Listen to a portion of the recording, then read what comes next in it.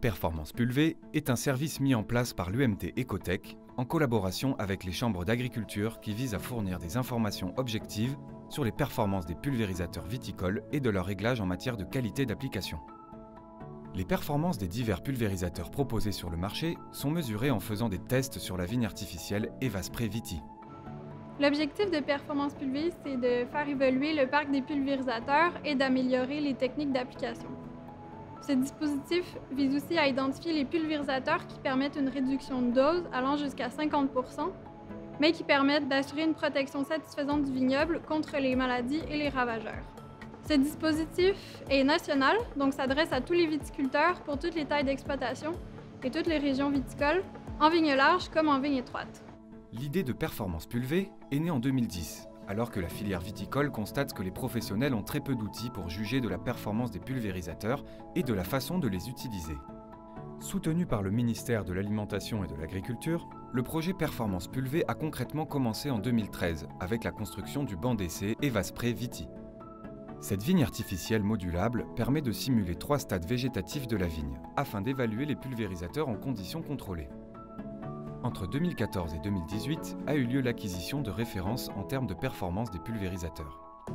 Des dizaines de pulvérisateurs ont été testés sur le banc Evaspray Viti selon la méthode élaborée par l'IFV et l'INRAE. Cela a permis de constater les différences entre les pulvérisateurs et de mettre en évidence l'intérêt de les classer. Ce comité a permis de structurer Performance Pulvée et de rédiger la charte qui définit les règles de classement des pulvérisateurs. Une commission technique composée d'experts indépendants, spécialistes de la pulvérisation et issus de différents bassins viticoles a également été mise en place. Sa mission, analyser les dossiers de demande de classification des pulvérisateurs et rendre un avis. La commission technique, constituée de conseillers en agroéquipement de diverses chambres d'agriculture et du CIVC, a débuté l'évaluation des premiers dossiers de demande de classification en janvier 2020.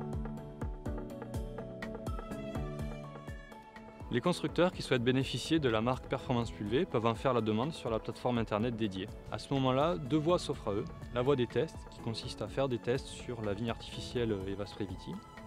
L'autre voie est la voie a priori. Elle consiste en fait à présenter la machine au travers d'un dossier détaillé qui nous permettra donc de juger si elle appartient bien à une catégorie de machine pour laquelle une note a déjà été déterminée à l'avance.